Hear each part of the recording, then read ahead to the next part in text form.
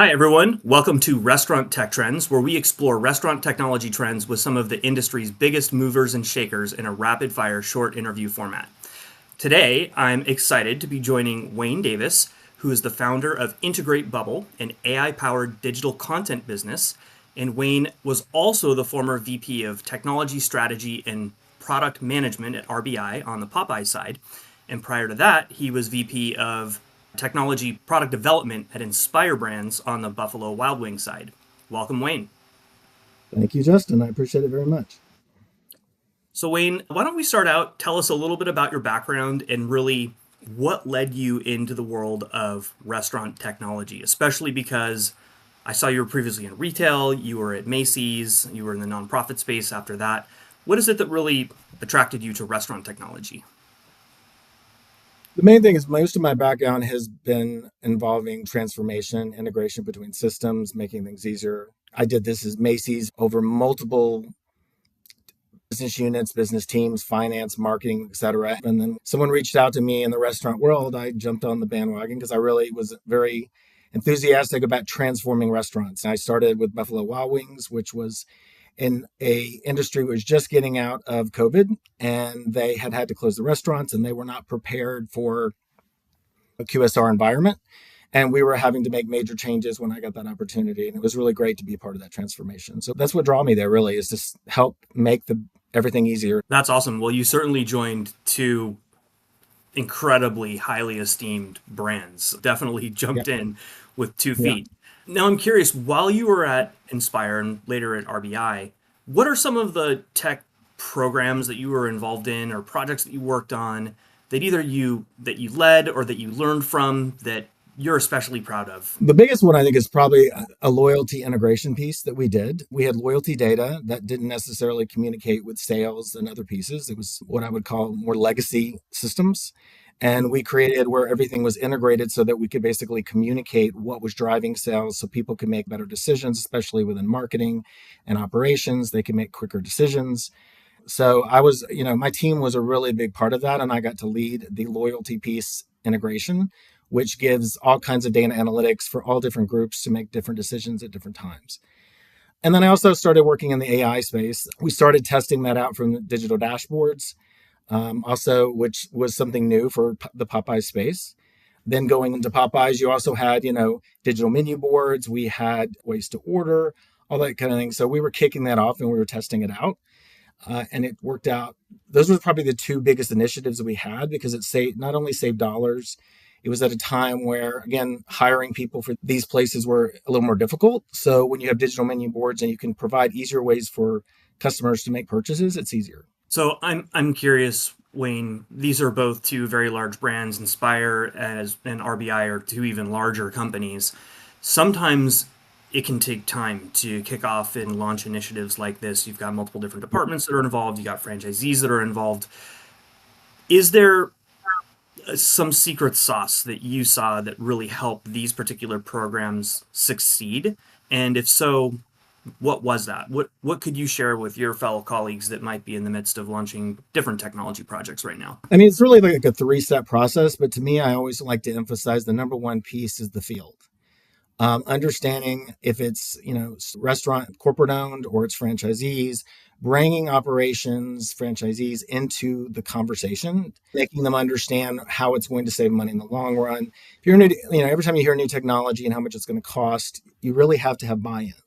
And we're not just talking buy-in from, okay, this sounds like a good idea. It's the design, it's looking at the vendors, it's making decisions with the franchisees, having them be part of that decision. So it's like anything you work with. If you do something, that's important and you have them part of the decision making and you take them along the journey, the adoption is much higher. And then from that point on, they're your partners. And, from a second perspective is just making sure that you are not just looking at the shiny object. You're actually making decisions based on data, testing, partnerships. It's not just cost, because in the end of the day, if something is the cheapest at the beginning, it could be the most expensive at the end. And having a franchisee, really strong franchisees or, restaurants, because most of the restaurants at B-Dubs were owned by the corporate Inspire, where Popeyes was the complete opposite.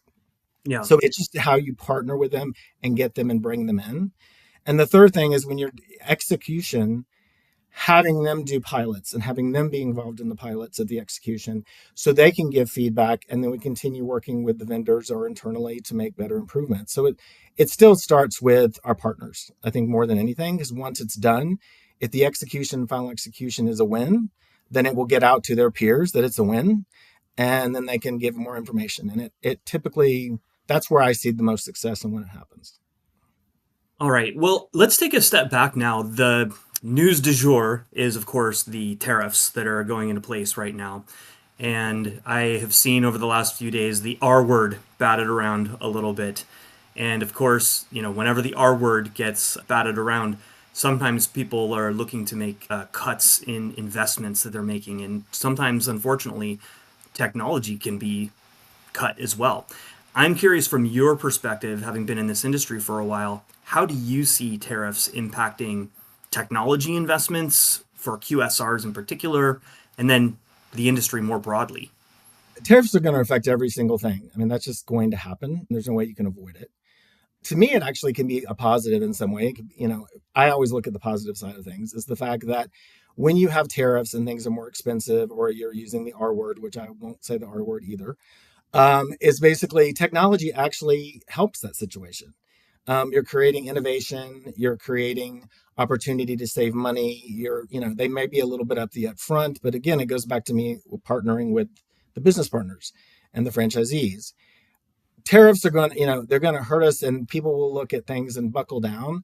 Mhm. But if they see that, cloud-based systems, AI, certain technologies are working, the R word does not need to be even brought up, because you end up saving the money in the long run. Technology, that's the whole point.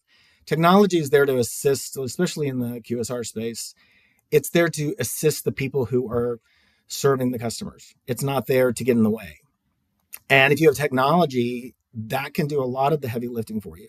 I mean, it can, just from, voice AI, facial recognition, biometrics, all that stuff could happen very easily and quickly. And then you're successful. So technology actually can prevent tariffs from actually hurting the business. That's I my see. perspective, if you have the right mindset and knowing what it's going to do. Got it. Well, you mentioned a few different technologies there: voice AI, biometrics, facial recognition are the three that I recall you just said. As you look industry wide across QSRs, what technologies are you most excited about and why? And, on the flip side of that, which technologies do you think right now are the most hyped, overhyped?